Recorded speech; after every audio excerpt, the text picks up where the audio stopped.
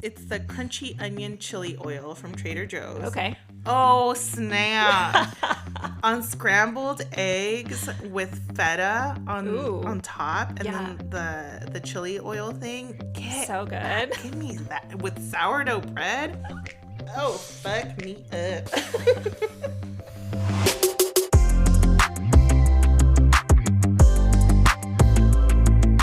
Hi, everybody. Hey. We'd like to ask, what have you been reading? What have you been reading?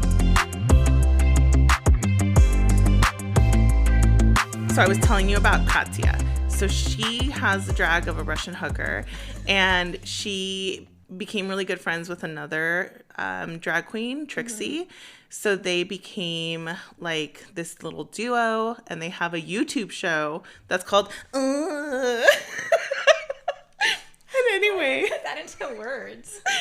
It's I guess it's YouTube. It's a video, so you don't have to. Well, they spell it out every single time because it's like UNH, a bunch of H's. I don't know, whatever. The point is that, what was my point?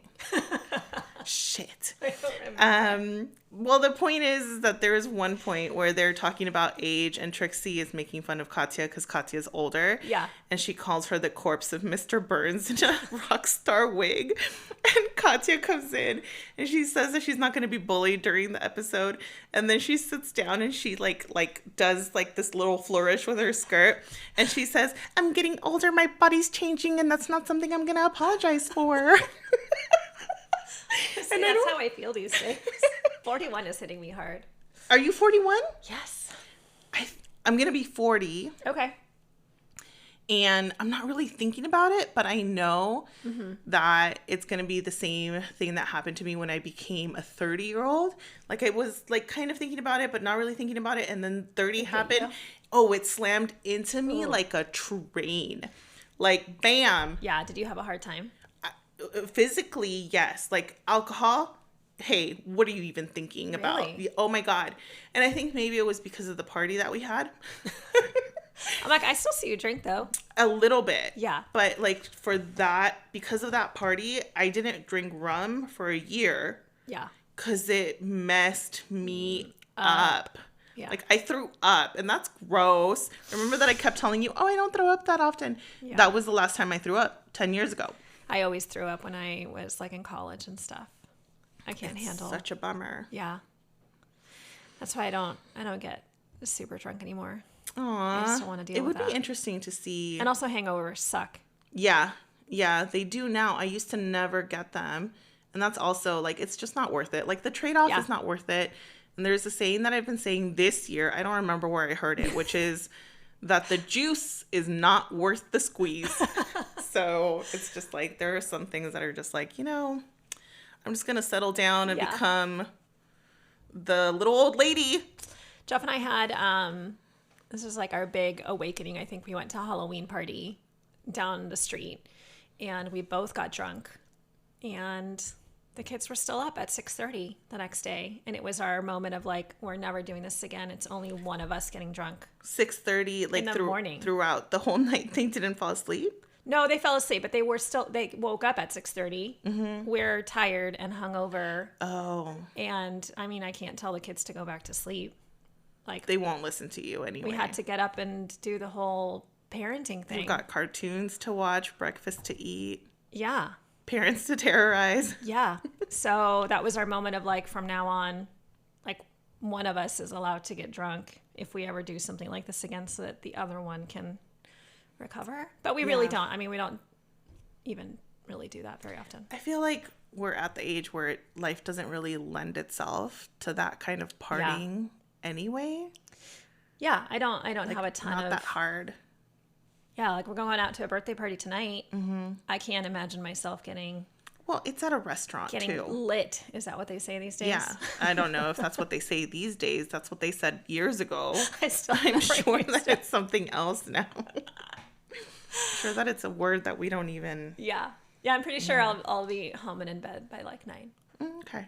Which is perfect for me. Well, but the thing, again, it's a restaurant. You're not going to go and be belligerent at a restaurant. Clubbing. Yeah. Mm-hmm. So this is a little pre-intro. Oh, yeah. We were just We're talking recording. and decided to hit record. But we haven't recorded in a month because we're trying to do this, like recording 2 episodes together and then posting them kind of 2 weeks and 2 weeks, which means we haven't recorded in a month. And both Carla and I are having... Yeah. I don't know how to speak to you guys anymore. I just feel like there's so much also. Like I've kind of been keeping track of all of the things that I want to talk about and discuss. So I'm super excited that we are here. Made notes, but I don't know. I made notes like via texting them to myself while I was driving on my notes app. And then also I like emailed myself. Yeah. It's a mess. Well, that should be fun. Very fun and disorganized. Hold on, everybody. But yeah, we're excited to talk about what we've been reading and a few kind of random things that we've got going on that we're excited for. But first, I wanted to share what other people are reading. We had 2 contributions through our social media. So one, Sarah G. is reading Dark Matter by Blake Crouch, and this is a thriller. This guy is kidnapped and then wakes up in like a totally different world and then can't figure out if that is the reality or if what he was in before was the reality. It seemed interesting. I'm confused. How do you... Okay, so I haven't read the book, obviously. Neither have I. So, like, if you wake up in a different reality, wouldn't the fact that, like, your existing reality is already so cemented in your memory just be, like, the hallmark of your life and be like, yeah, this is what reality is? Or, like... Yeah. How would that make sense? I guess I'm going to go in a really big loop here because I can't think of this person's name. The guy that did The Mask, the movie The Mask. Face Off? No. The Mask, the green mask. Jim Carrey. There was a movie that he was in that was kind of 23. like this. Was it 23 where like he's trying to clean his brain or clear off? Eternal Sunshine of the Spotless Mind. Yes, that was it. I'm kind of getting those vibes just from reading the summary of this book. Obviously, I haven't read this book. But... So some stuff was So I wonder if it's kind of something like that where someone's controlling your mind. But I don't know. But it sounds interesting. The other one, Misty was reading Open Book by Jessica Simpson, which I think we know what that is, a memoir. And also she was reading A Criminal and an Irishman, which is by 3 separate authors, Patrick Nee, Richard Farrell, and Michael Blythe. And it's a true crime memoir about the inner workings of life in an Irish mob. And she said it was super dark, which I think you and Misty have very similar reading habits. So I think she likes dark, but she said this was even a little darker than she wasn't sure she could finish it. Oh, snap a doodle. So you might want to check that one out, Carla. When you said A Criminal and an Irishman, I was like, a priest, so a rabbi. Joke. So who else? I don't know who third person is walking to a bar. A priest, a rabbi, and is the third person always like the reason for the joke? Probably. Maybe, like an attorney. Yeah. Okay. A priest, a rabbi, and a mobster walking to a bar. That's exactly what I thought of, honestly, when I saw that title.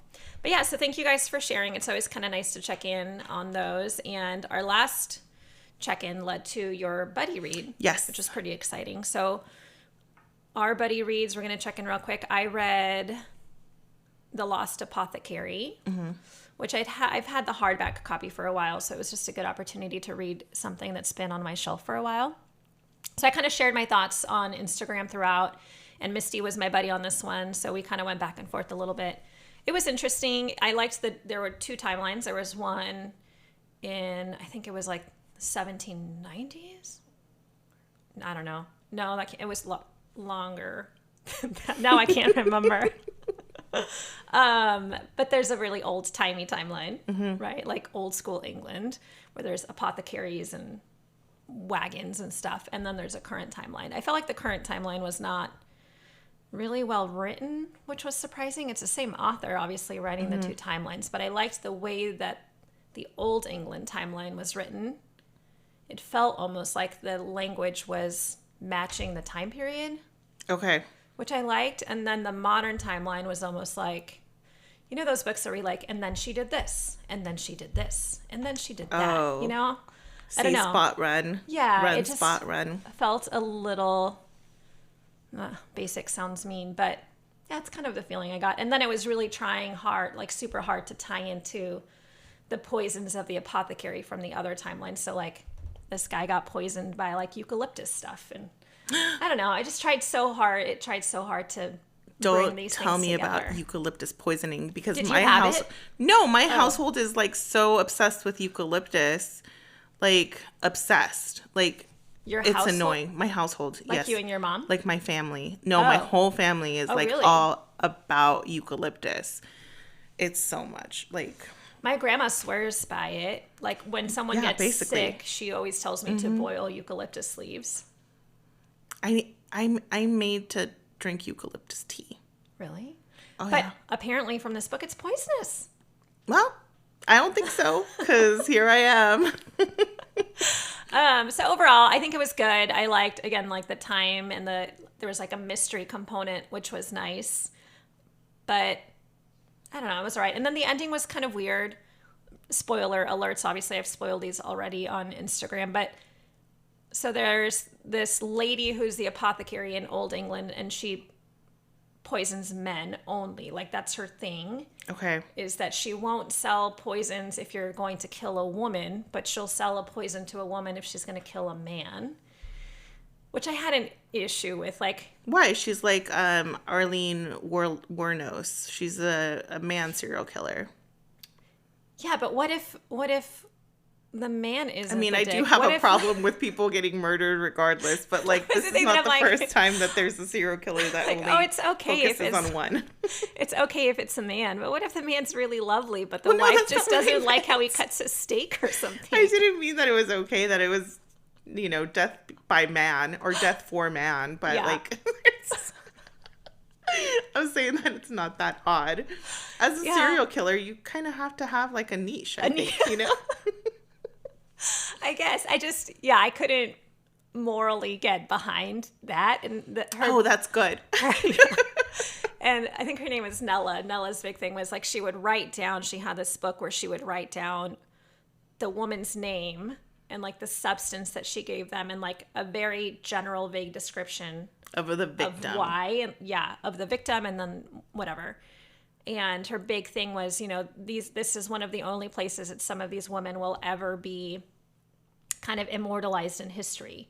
Men get all of the glory for all of the stuff because of the time period, right? Women are just at home and doing the thing. And she was like, this is the only place where these women will ever be remembered. Also killed And I'm this like, oh, but it's one a person. death record. Like, yeah, their name is immortalized as killing someone. I don't know that I would want my name immortalized there.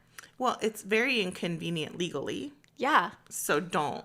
Like, if I were going to an apothecary to buy a poison, Like, please don't record I'd this be upset transaction. about it. Right? Like, you know, like the only transaction thing that should be left should be a proof of purchase, which I get to keep Yeah. and throw away, Yeah.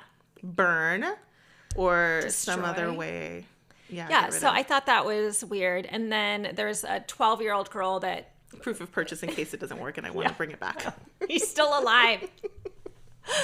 There was a 12-year-old girl that like comes to pick something up, and then they develop kind of this relationship, and then at the end they end up living together, I guess. But it alludes to the fact that they end up killing the girl's husband down the road. There's like a very short wrap up in an article that says like, oh, the husband, you know, she was 24 when her husband died from heart conditions. And you're like, oh, that's how all of the men were dying. So she poisoned her husband. And you're like, but why? I don't know. Right? I don't know. It just felt like the ending it bothered me. Did it seem like he was a bad husband? I don't think so. Misty pointed out, because I mentioned that in my Instagram stuff, and Misty's like, oh, I thought he just died because it alluded to him having heart issues or something at some point. So maybe I misinterpreted the cause of death. But I mean, the whole book was about, Yeah. you know, women poisoning men, and he suspiciously died at a very young age. Okay.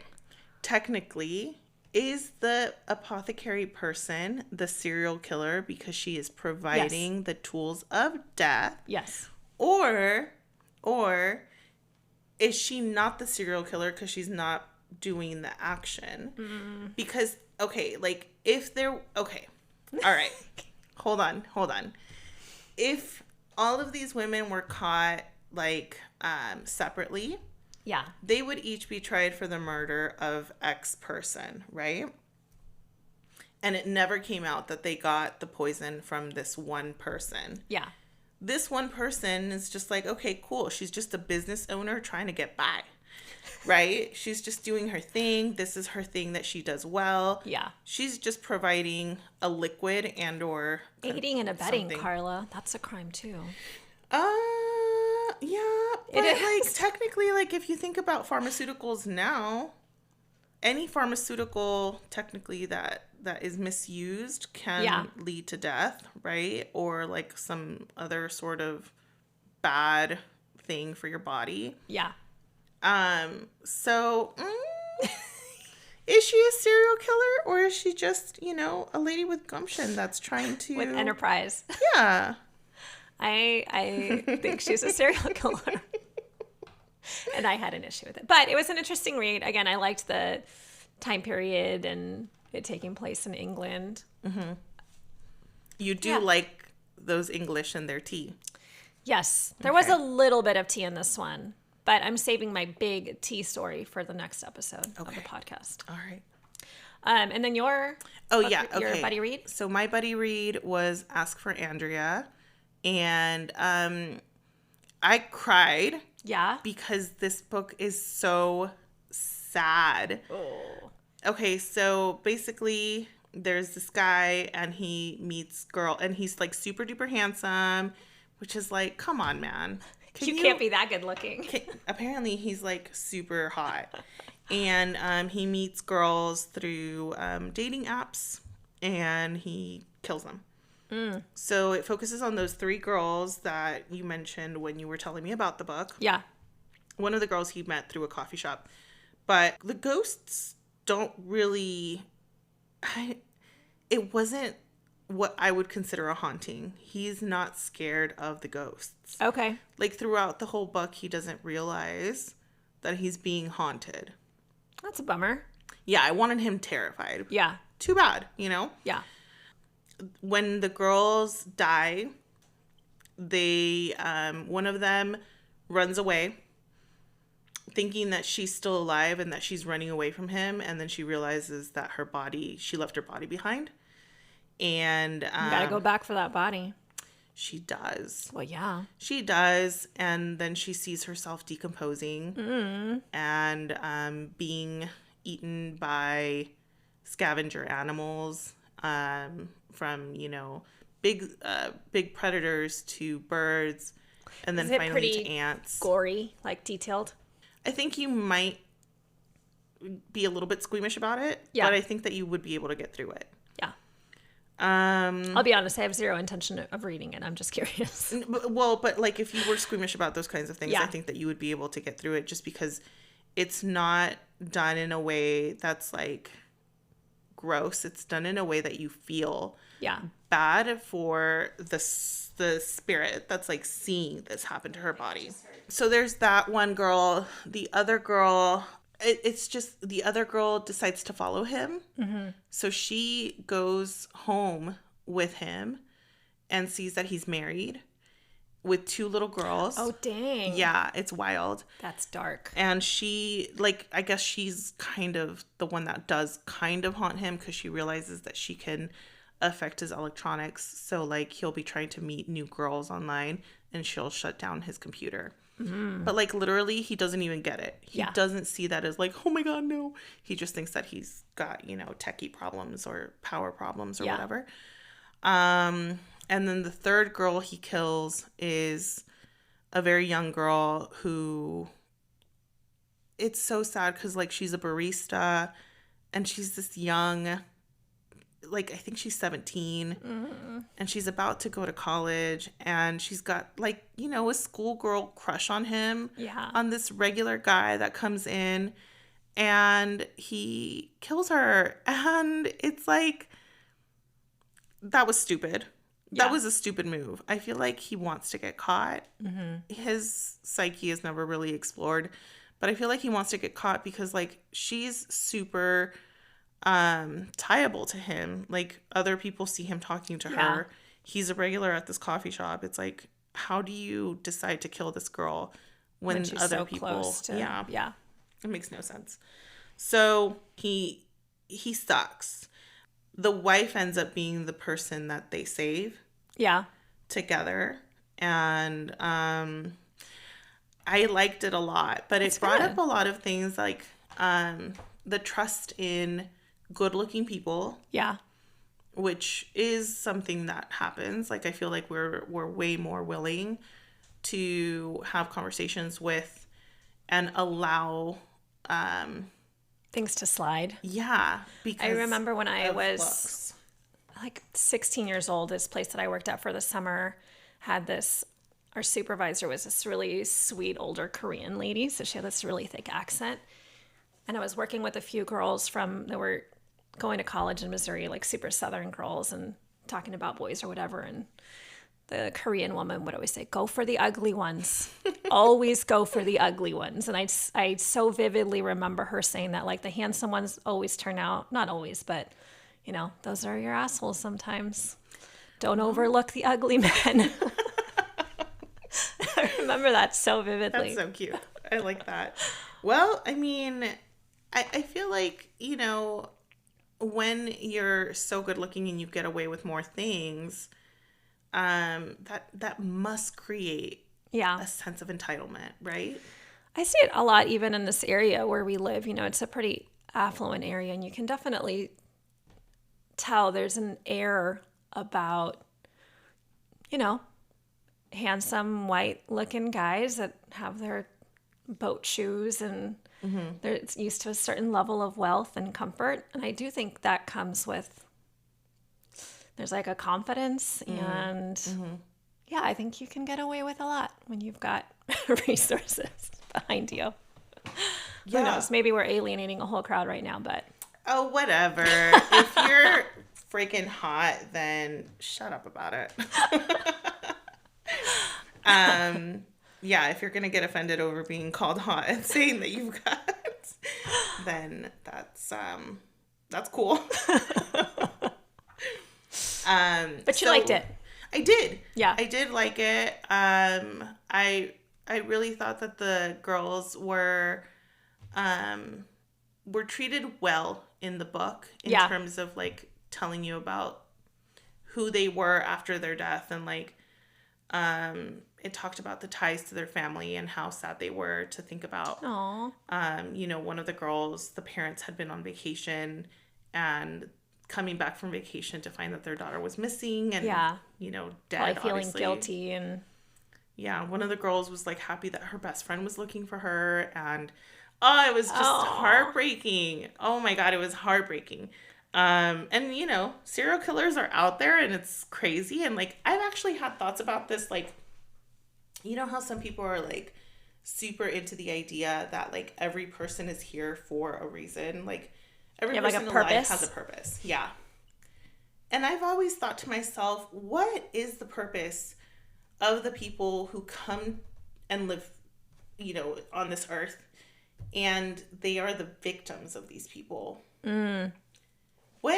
What is that? Yeah. I don't have an intelligent response for that or theory. I've given that some thought because, like, I remember. Do you think that ties back to the historical? Is it Job?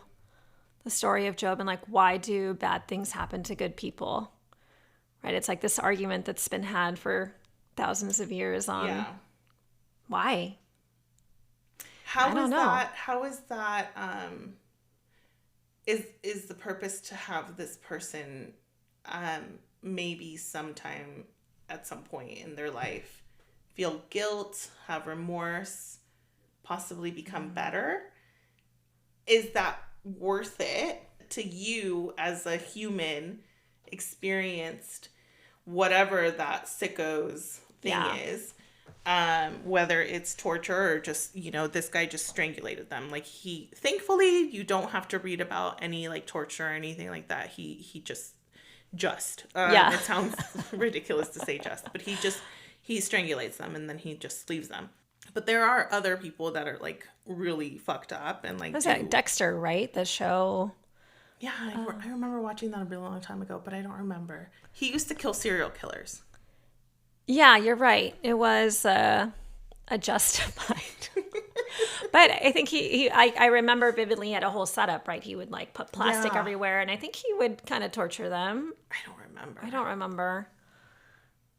But well, but the thing is that what I'm thinking is, if that is what that person's life ends up in, and that is the main thing that they're going to be remembered as, is the victim of this other person. Yeah. By the majority of people. Obviously, family members, friends are going to remember them as people. But the majority of the world is going to remember them as this person was killed so-and-so's, on this year in this person's history. Yeah. I would argue then that the thought that everyone's life has a purpose is possibly not the case. I could get behind that, but I think there's also, I'm sure that those people have affected the people around them to a degree, right? Their parents or siblings or whatever, that their loss is significant to them, and maybe somehow that's their purpose, is the way that they affected those around them. You know, like you hear about, oh, my, sister loved rock climbing, so now I do that in her honor, or I don't know, maybe there's a different wave because of what happened to them. Yeah, that it becomes magnified, right? Like that person's passions or qualities or whatever becomes more important to someone else. Okay. I don't know. I like that. I'm pulling shit out of my ass, but I think it sounds pretty good. I like it. I mean, you hear about it all the time, right? Like people that do like annual scholarships or memorial runs or whatever to remember people. Oh my God. What? Have you seen that one girl that goes, okay, I'm going to talk shit about someone in the, I don't know. Okay. Because apparently. I like the disclaimer. Because apparently, like, I've gone on the comments and people like will be like, what is she doing? She's up to this again. So basically what happens is like, you are? No. Oh. Like Carla. No, I'm not going up on drive-thrus and having like cry fests to the per person who's handing me a coffee. Basically she'll go up to like a drive-thru, whether it's a fast food drive-thru or Starbucks. Yeah. And she'll say something like, oh, she wants to pay for the person behind her. And then she'll start bawling and saying that it's because she's trying to honor her dead husband or something, or her dead boyfriend, or I don't know, because he was killed and yada, yada, yada. And then so she's recording this one time, and I remember what drive-thru she was at, but the person at the window is like, oh, okay. So she records herself doing this? She records herself crying. This is like an actual girl. And she does it over and over again. She does it a lot, apparently. Because, like, people will comment under her videos, like, what the fuck? And apparently, the person that she's crying over wasn't even her husband or boyfriend. Oh. So what's up with that? Why did I come to here? I don't remember. Attention. Memorials. Oh, yeah. Like so this girl's, like, maybe just being weird? But does she actually pay? I don't know. Probably.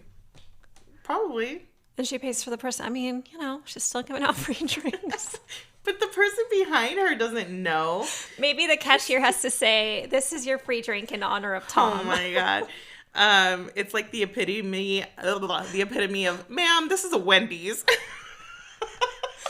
You say that just made me think of, I pity the fool. The epitome. Mr. T, Dr. Tuttle. So it was good. Yeah. I liked it. Cool. It was good. So should we announce our next Betty Reads? Yeah. Fantastic. You go first because I need to pull up the name of mine. Okay. I am going again with a book that I have on my shelf. I don't know if it's any good, but it's called The Last Summer at the Golden Hotel by Alyssa Friedland. I thought it would be a good book to kind of wrap up my summer reading stuff. It takes place at a vacation resort, and I guess there's two families that have owned it. And now they have to sell it and get rid of it. And then there's like secrets and drama coming up. Ooh. So I'm kind of excited to wrap up my summer reading. I'm ready to kind of transition into fall reads a little bit. How is that different from summer? Well, summer there's like lakes and vacations and beaches. In fall, there's You're gonna cottages. Oh, okay, and okay. lakes with colder weather. I've never really taken that into consideration when picking my books. Oh, I started last year doing it a lot more. I had a whole section of like fall books that I read, and then there's like Christmas, obviously. There's a whole like holiday reads, like Hallmark holiday reads. Yeah. But fall is also a nice mood reading season. So I think this will be my last summer book. Okay. Maybe not, I don't know, but I mean, what if like a super tropical book comes along your way and you're like, holy... Yeah, I wouldn't not read something because it's not in season. But I do feel like I'm in a transition period. Are you getting ready for soup time? I am. Oh my God. I love I soup. am thinking of all the stuff I want to cook now. I'm done with like BLTs and summer foods. Ooh, I haven't had a BLT in so long. You know what sucks about good BLTs? BLTs. Ooh, really? Can I share a funny story?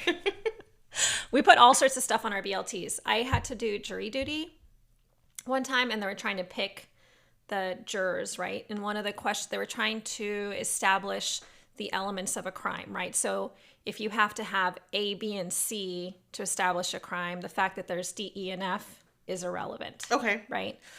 So then the attorney's like, kind of like a BLT, right? What's on a BLT? Juror number 5. And it's some random guy, and the guy has obviously no idea what a BLT is. He's like, and the attorney's like, bacon, lettuce, tomato. And everyone's like, obviously, right? Duh. And then he's like, does anybody else put other stuff on it? And I raise my hand. I'm like, oh yeah, we do. Fried egg, avocado. Oh, fried egg. So good. Life-changing for our BLTs. Okay. But yeah, we do Monterey Jack cheese, bacon, lettuce, tomato, avocado, fried egg. Oh, cucumber. Cucumber? Yeah, cucumber slices. Ooh. Yeah. It's delicious. I like mustard. Ooh. Yeah. Some mustard. A perfect BLT. There. How did we get to BLTs? The chili oil from Trader Joe's. I've never had that before. Oh, okay. It's crunchy, and it's the crunchy onion chili oil from Trader Joe's. Okay. Oh, snap. On scrambled eggs with feta on top, and then the chili oil thing. So good. Give me that with sourdough bread.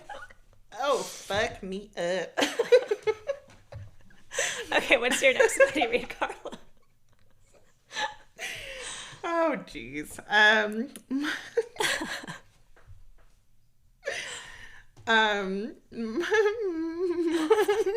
Carla needs a moment. My book is going to be We Used to Live Here, and it's by Marcus Kleiwer. Ooh. Kliewer. Okay. Come read it with me. Okay, so I was looking for a buddy read, and I really do want to get into scary. I'm ready to be terrified. And apparently, oh my God, this book will like get you. Ah, I'm so excited. Okay. I was so freaking excited to be like super scared and just like jumpy. I love it. Yay. I hope someone will come on the journey with you. Me too. Okay, so let's do our regular books. I feel like we have so much ground to cover. We do. Okay, I'm going to wrap up Olga Dies Streaming. Okay. Yes. I need you to tell me, does she die? Spoiler alert, she does not. I was right. Okay, good. I was right that it was more of this thing that she's pursuing in her life. Okay. Right? And finding her purpose and what she's meant to do. I loved it. I think it's one of my favorite reads of the year. As I discussed before, there was so much that I related to culturally that I really liked.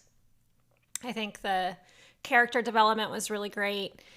I did like there was a ding, ding, ding moment. Okay. I know you love these. I don't mind them. I just didn't know what they were. To the Dutch house, because they both have moms that abandoned them. Yo, you in the Dutch house, you were not like such a huge fan of the Dutch house. I talk about it all the time. You go back to the Dutch house a lot. I think because it had these topics, right, that I like. The mom abandonment is a theme that I've seen in multiple books. I think that's the biggest thing I talk about. Okay. But this one had it too. You like family dramas, right? I do. So parental stuff is always going to be like big for you. Yeah. Okay. So that was interesting. They both had moms that left to pursue their own passions. So in Olga Dies Dreaming, the mom leaves to become kind of this revolutionary person. And then I also liked there was this line about, what was it? Oh, feeling like you were meant to be something more. So Olga talks about this and how her mom really felt this. And I think there was a line also in The Lost Bookstore, which we read recently for book club. You didn't read it. But in it, that main character was also talking about how she always felt like she was meant for this bigger thing. Do you think that people don't feel that way? See, this is why I'm bringing it up, because I've always felt that way too. And I'm like, am I an idiot who thinks really highly of herself? But I remember as a little kid just feeling like, oh, I think I'm going to do something really great. Yeah. And yeah, does everyone feel that way? Is it wrong to feel that way? Are we just too full of ourselves? Are there people out there like who grew up thinking, yeah, I'm just going to be like a common Joe Schmo? I feel like there must be people that are, because I'm in this place in my life where, I'm 41 and I'm still trying to figure out what that thing is that I'm meant to do. But I see people around me that are content with where they are. And I think, why can't I be content with where I am? I feel like I'm still trying to find this higher purpose. But other people, maybe they have found their higher purpose in just being chill. Yeah. I think also it has to do with like how you're brought up, the kind of teachers you have maybe. Yeah. And the kind of adults you have in your personal life. Because like if you have adults telling you that you're not going to amount to anything, then obviously you're not going to have these highfalutin ideas. Yeah. But like if you have people that like kind of do instill that in you when you're little, then maybe it has to do with that. Yeah, and how you're kind of built up. Yeah, I could see that. Interesting. So yeah, I thought that was interesting. I think that's it. I talked about it a lot. Yeah. In the last episode, so I think my wrap up is just into it. Yeah, I really enjoyed it. The ending was a really good, I think, wrap up. I want to know, does the parental relationship get fixed? No. Or no? It crescendos to a point, right? And then I think both. I think maybe I'm using that word wrong, but it does. The mom contacts both the siblings, Olga and her brother, separately, and the mom's kind of trying to manipulate both of them to her higher purpose and what she sees as creating this revolutionary for the liberation of Puerto Rico. Is that a thing like that I don't know about politically? I meant to Google these movements to see. I'd imagine there is some truth to it, because there was a lot of factual basis to some of the stuff that was discussed in the book, and that was one thing I wanted to check on and I never did. But the ending of the book is interesting because it's the beginning of the revolution that is happening in Puerto Rico in the book. Okay, I was like, what the heck? Yeah, like, so obviously that hasn't happened in real life, but it did make me wonder, like, is it something that maybe is in the works? Thought up. Okay, interesting. Okay. But so both of the siblings realize that their mom only has energy for that purpose that she's in. She has no desire to be a mother. She has no desire to care for her children or ask how they're doing. That's true? Because like I feel like people have multiple layers to themselves. I mean, like not in this book, not this mom. Is that bad writing or is that a bad person? That's a bad person. Oh, so you think that there are people like that have no room? I think there's a lot of like narcissistic parents, right? And it's a common theme I've seen in a lot of books, which makes me wonder, there must be a lot of narcissistic parents out in the world for so many authors to write narcissistic parents. But no, this mom, I don't think there's any wiggle room to excuse her lack of warmth or caring for her children. It even talked about, like, she didn't even want to be a mom. It was just like she had kids because it was expected of her at that age.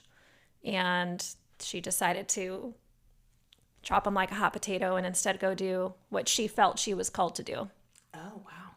But both the siblings realize she's a terrible mom and I don't need her in my life. if this book were written from a different perspective, from a perspective of what needs to happen for this region of the world, I mean, if they weren't part of the United States, they would be their own country, right? Right. So, which they're participating in the Olympics as a country, which I find interesting. Yeah. Interesting. Which I think is great, but I think it's also shitty that, like, then why not let them be their own country? I mean, there's a million political reasons for it. Yeah. But it's one of those things like, oh, you let them do these things as a country, but you don't let them do these other things as a country. I really don't know about Puerto Rico. I don't know. I don't understand. I don't know how it became. Right, me neither. And there's Guam isn't the same. States. Yeah. Which is a U.S. territory. And what the difference is between Puerto Rico and Guam, and why they're not states versus Hawaii that was made into a state. Yeah. Yeah. Yeah. Yeah. I don't know. I don't remember if I mentioned this in the last episode when we were talking about this book, but it talked about that. I know I mentioned this briefly, how they had the grid in Puerto Rico that failed to work. And one of the things that was so difficult in that situation was because it's not a state. The governor of Puerto Rico can't call for emergency services. It can't call for the National Guard. The president is the only one that can do that. And Trump failed to do that for a very long time, which is why they didn't get resources they needed right on time. Whereas a state can do that itself. As a state, if you call for that help, is it immediately like accepted? That I have no idea. I won't even attempt to put my foot into that because I don't know. But from what I understood, it would be... Do your research. It would have streamlined things. You must look forward to my questions. But yeah, I just felt like it brought so many topics. Well, okay, the reason that I was going to ask you... Wait, I don't remember. Whatever. So, okay. I was going to ask you... You were saying that, you know, she's a narcissistic mom, didn't want to have kids, dropped them like a hot potato, which anybody would drop a hot potato. Yes, you should drop a hot potato. I once dropped a very hot tortilla in Jeff's lap, and he dropped it very quickly. It was when we were first dating. It was pretty funny. He still calls me out on it. Yeah, because you probably scarred his leg. Yes, I did. He's still scarred for life over that hot tortilla. If it had been written from the perspective of, oh yeah, I remember now, because like this region, the country, if it were a country, if it were written in terms of what's best for the country, would she not be heroic for leaving behind, you know, her family and her responsibilities as seen by society in order to fight for what's right for this country? I'm following your logic, and I don't see what she was doing right as unheroic. I think I don't see a problem with what she was doing necessarily. I mean, it became violent in some respects, and I don't agree with that. All revolutions. I think they need violence, right, to some degree in order to be successful. But I don't think it not being a country or whatever had any factors. I see what you're saying, though. It's a matter of perspective. But again, right, if a man had left to pursue this, would we view it any differently? I think we would still, I guess, regardless of perspective, she would still be a bad parent. Yes. Just as a man would have been a bad parent. Yeah. So I guess it would just be colored differently, because if you're going to look at it from the perspective of this person is doing something revolutionary and that will possibly go down in history books, then those people are always colored as patriotic, and regardless of what is going on in their personal life, this is what they were doing publicly. Yeah. And I do think there was some stuff in the book about, you know, the mom being obviously very important in that movement and very highly regarded by people in that organization that she was working in. It would be different if she was just Humpty Dumpty, right? Right. But I think you're right. It doesn't mean that she wasn't a bad mom. Interesting. Huh. Yeah. So yeah, that was Olga Dies Dreaming. Okay. By Xochitl Gonzalez. Okay. I think I got the name wrong last time. Or 2 times ago. I think you are, yeah, because we said something about Moreno Garcia before. Yeah. So it's Xochitl Gonzalez, who has another book out that I want to read. I don't know what it is, but I think it's going to be just as good. Okay. So you had The Perfect Son. I did. So I read The Perfect Son, and it was, you remember The Perfect Marriage? I do. I was looking at the notes. I said, do I gravitate to the word perfect? Well, okay, and I think I might because there's another book called The Perfect Child. I'm reading that right away. So I was like, I can't read The Perfect Child now. Dang it. But in The Perfect Son, it's about this one family, and they have 2 children, and the husband has, he's good looking, but he's barely now starting to take better care of himself, so he's getting better looking. Ooh. And it's like ba ba boom, right? They are wealthy because he does startups and they're successful. Okay. And lucky him. And then the wife is, I believe she's like a stay-at-home wife, but she's also like writing like little columns for this rinky-dink newspaper in town. Okay. And the thing about the son is that he's a little bit of a sociopath. And the mom knows it. Ooh, ding, ding, ding. What?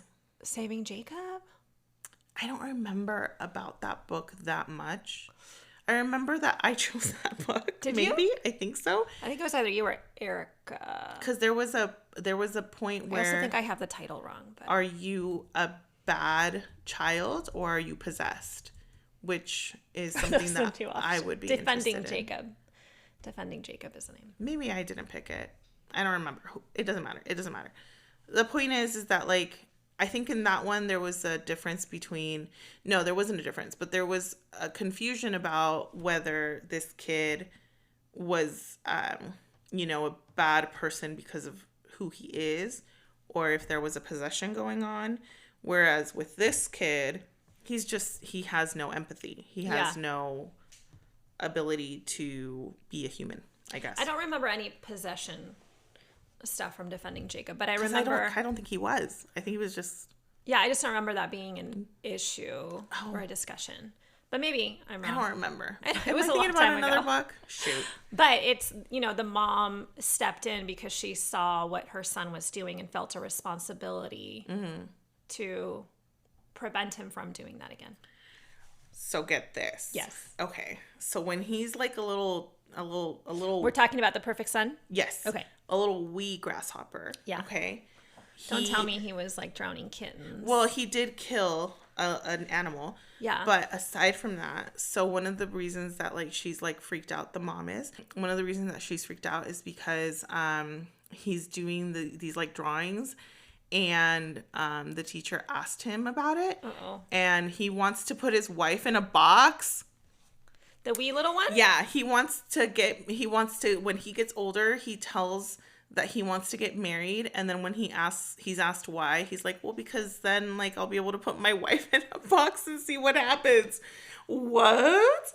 So then anyway. Is that transference from the dad? Was the dad putting the mom in a box? No. So like the mom is saying that like, he's always at work and he's a good dad. He does dad jokes. Like he's like, and now he's taking better care of himself. So he's like super attractive now. And it seems like a very like, oh, this is a perfect family. Yeah. But when he's little, she starts taking him to a therapist. Yeah. And the therapist is creeped out by him. Ooh. And so I want to explain, I laughed a little earlier, and it's because we went to Target to buy clothes for the kids today, and Jake picked out a shirt that says, dad joke tester. Which I thought was so, he's like, can I get this? And I'm like, yeah. Does Jeff do dad jokes? Yes. Oh, that's so cute. That's cute. Not like, every day, but every now and then he yeah. Sorry, am I making... I was going to ask you a question, but then I was like, no, I'm not going to. You can ask. Well, I was going to say, would any joke he makes be considered a dad joke because he's a dad, or is it because they're corny? Because they're corny. Oh! I think that's the definition of a dad joke, right? Is that they're like super cheesy and corny. They are cheesy. Yeah. That's cute. I like that. Okay, so going back to the perfect son, who's probably not so perfect. No, and then like he stuck a little girl like in a closet, and like anyway, so he ended up going to therapy, yada yada yada. The mom is like not cool about it, but he's her favorite. Like of the two kids that she has, he's her favorite. And like it says that like when he says, "Mommy, I love you," she knows that he's lying and that he's basically saying it because that's what's expected of him. Oof. And he's really intelligent, blah, blah, blah. Yeah. So as he's growing up, whenever he shows interests in a little girl, she hires this one guy who will scare her away from the kid. Whoa. So that the mom is sure that he's never going to have an opportunity to hurt a little girl. Dang. Yeah. So apparently she's done that at least once before because now that he's, a teenager, he's showing interest in this one girl named Olivia, and she finds out about it because the daughter says something like she pokes at him that he likes this one girl, Olivia. And the mom calls up her person. But get this. Yeah. The mom doesn't know that there's two Olivias. Oh, no. Dun, dun, dun. So I feel bad for the other Olivia. She saves the wrong one. Olivia by sending this man to scare her away from him. Also, how is the man scaring them away? He'll I have concerns about that. Well, for the girl Olivia that is the wrong Olivia, yeah, he shows her her phone content and basically tells her stay away from this kid. Bribing. He's bribing them. He's scaring them away from him by doing that. That makes me a little upset. Yeah. Oh, it's totally wrong. That's fucked up. But also, if she would have been the right Olivia. Yeah. Okay. So anyway, the right Olivia, though, she goes missing. Mm-hmm. And it's like, yo, this little motherfucker kidnapped Olivia. Where is she? They find out that he went to her house that night and like he lured her outside of her house and she's like, oh my god, he's so cute because oh my god, apparently he's so cute. You got to trust the handsome ones. She didn't have that little old lady. Ding. She didn't have that little old lady telling her to look at the ugly guys. So that hummingbird is doing some really cute things with his wing. Aww. Oh my god. Look. I know. I've got little hummingbirds in the backyard with my feeders, and they come and visit. He's been there for a really long time. I think he likes me. Oh, I know it's all about me.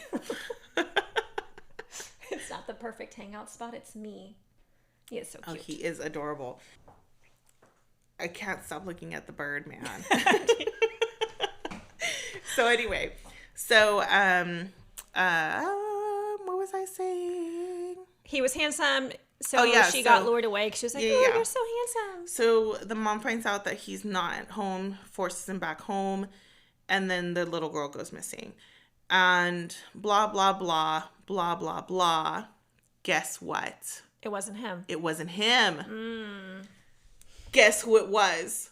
Wait. It was the dad you already knew. See, I was right, huh? You're impressive. Remember when you were like, blah, blah, blah, assistant to the villain. Yeah. And I was like, yeah, detective skills. Or you were like, yeah, detective skills. Well, apparently you have detective skills because it was the dad. Not. So apparently the dad is a psycho. Yeah. Who's been doing this for a very long time. Oh my God. And he married his wife, right? I have a disgusting story to tell you. Wait. I don't know why I thought, because of the fuzz on my hand. Okay. So you think the little boy, because he wasn't doing it to the mom. Mm-mm. So the little boy must have seen the dad doing it to someone else? No. Oh. He's just He's just intuitive. He's just a sociopath by his genetic maybe disposition. Yeah, possibly. And the little boy had no reason to have those thoughts. Yeah. He just had those organically. But it was the dad. It wasn't. No, because in the book, it wasn't. Like, it would tell you. So you're saying it wasn't the dad? It wasn't the dad who gave the little boy these ideas. But it was the dad. It was the dad who was like the psycho killer. Yeah, who took Olivia. Yeah. So he ends up wanting to kill the mom and the sister and pin it on the son. Dang. Yeah. Because of because of the course of events, the son starts thinking, well, what the heck is going on? Caring about your purpose more than your children, even though your purpose is a narcissistic father. It's a narcissistic father. The son follows the dad, finds Olivia still in the hole. Alive? Yeah. Okay. Alive. He's like basically starving her. Oh. Yeah, it sucks. Some dark shit. He gives her like one water bottle for like X amount of days, and like I don't know, it's messed up. And she sees a skeleton in the hole. He reuses the hole from the person before her. I mean, at least give them a new hole. Well, they need a friend. So dark. That's terrible. We both immediately regret. Whatever. I say things that are inappropriate all the time. So, so it's found out that the dad has been doing this for a very long time, married the mom, just because he was like, yeah, that seems like a good idea. And then started resenting her, doesn't really give a shit about her. Of course, he's a serial killer. And he would use his job as a cover for, all those late nights that he would stay out. It was because he was, trolling for victims. Mm-hmm. So the book was engaging. Yeah. Obviously, it's not the best written book, but it was fine. Yeah. Cool. It's fine. Yeah. It's fine. Everything is fine. Okay. Well, we're hitting the hour mark. Oh, snap. We did not get to your other books or my other books. Okay. So you liked it? It was good. Yeah. I think going back, I mentioned it before, I don't care necessarily about quality. I do care about quality writing, but it's more entertainment for me than this was entertaining. Down so you would like it. Yeah. If you were okay with the death. So one quick, there was the Amazon first reads I think it was last month. Yes. Did you read the Guatemala book? I haven't read it yet. Okay. But it's on my list. It will get read at some point. Okay. But I told Jeff to read The Boy in the Iron Box. It's a short series that's written by Guillermo del Toro and Chuck Hogan, which I thought was interesting. But it's a bunch of short stories that are like spooky and dark. Ooh. And Jeff loved them. I mean, he read the first one was the Amazon First Reads, and then if you have Prime, you can like check out the other ones, like on an Amazon Prime loan kind of. Do that. So he read all of them, and he said they're like short stories, but super entertaining and dark and creepy. I'm pulling it up. Yeah, as you should. That's why I wanted to bring it up. What's it called? Boy in the Box. The Boy in the Iron Box by Guillermo del Toro. Toro. So yeah. I don't have. Do you have Amazon Internet. Prime? No, I do. Okay. Did you end up reading Magic Hour, the book club from last month by Kristen Hanna? No. The Wolf Girl? No. Okay. So I'll summarize it or talk about it real quick, but that was one of my reads. It was our book club book. I love Kristen Hanna. I've read several of her books. She's a really good historical fiction writer. Okay. So her big book right now that just came out a few months ago is called The Women, and it's I think about women in the Vietnam War. We talked about this book, remember, when we were at that bookshop after that book club? Yes. Mm-hmm. That one place after the one time. Yeah. But yeah, she's really good. I've read The Four Winds is a good one that talks about like the Dust Bowl era. The Nightingale, I think, was World War II. But they're just really good, I think, in-depth historical fiction. So, but this one wasn't along those same lines. I feel like this book deviated a lot from what I've read of her so far, and it was entertaining. I really enjoyed it, but it's about this little girl. It opens to her inner dialogue, and it's very kind of like basic and truncated. So you can tell that she's in a cave with like wolves, like wolf pups. Mm-hmm. So you understand right away that she's being held captive in the wild. Oh. And that she doesn't have like speech or anything. She's 5 years old. Who is she being held captive by? You don't know. But so then she ends up escaping because she's really hungry because the man, in quotes, that's what she calls him, the man hasn't come back to feed her and she's getting really hungry. So she ends up figuring out how to untie the thing like around her, I forget if it was her ankle or her wrist. Why is he keeping her with wolf pups? Right? One does not know these things. But she ends up escaping and she shows up in this little town and no one knows like who she is or where she came from or understands why she is the way that, like, she can't talk and she howls at this. I mean, she shows up with a wolf pup and people are perplexed about that. And then she's howling at the moon and she like talks to birds and like relates more to nature than to human beings because she hasn't been around other humans. I really want to howl right now just to be like, this is what she sounds like. The book is sad. And then there's the other storyline of the woman that comes to do therapy with her and all of that person's issues and why they come back into their hometown. But I thought it was a good read. Okay. There was, what was it? Oh, at the end, her dad ends up showing up. Her real dad. Is her dad the man? No, he's not the man. But there is like a weird storyline there where like he hadn't heard about her because he was in jail for this other stuff. And then that kind of stuff bothers me where there's just this added layer of conflict. Like it can't just be the dad showing up. You have to have this thing that's going to extend the book by like 100 pages. And does it add anything to it? It added 100 pages. I don't think it added any value to the storyline that I was already enjoying. There's just this hiccup now that's brought on by the dad and his whole storyline of what his issues are. And then nobody cares about you. No, nobody cares about you. But it was good. Until that part towards the end, I really didn't have any issues with it. I enjoyed it. Okay. Yeah. Okay, so question. At the end of it, do we find out who is holding her captive, where her mom is, yada, yada? Yes. Okay. Very briefly, I remember you talked about origin stories and how you like origin stories. I feel like we didn't really get that in that situation. It kind of, wrapped it up like, oh, it was this person, but it doesn't explain why he did it. Like it just says like, oh, it was that guy in the van, for whatever. He was the one that took her and the mom, but it never explains what that person's motivation was. He took the mom too, so the mom's dead. Yeah. But it never explains why that guy did that or why he's kept her in captivity the way that he did. Well, okay, what about that movie though? Because that guy does the same thing. The Barbarian? Is it the Barbarian? The Barbarians?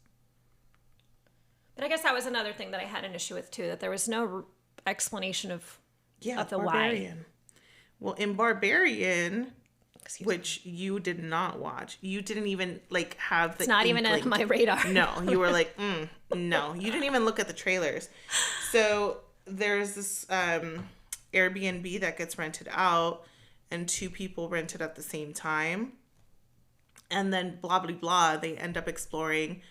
And there's a whole underground to the house. Mm-hmm. And we come to find out that the reason for that is because the owner from before kidnapped a lady, kept her down there. The baby that she had from being kept down there is now down there with him. And it's,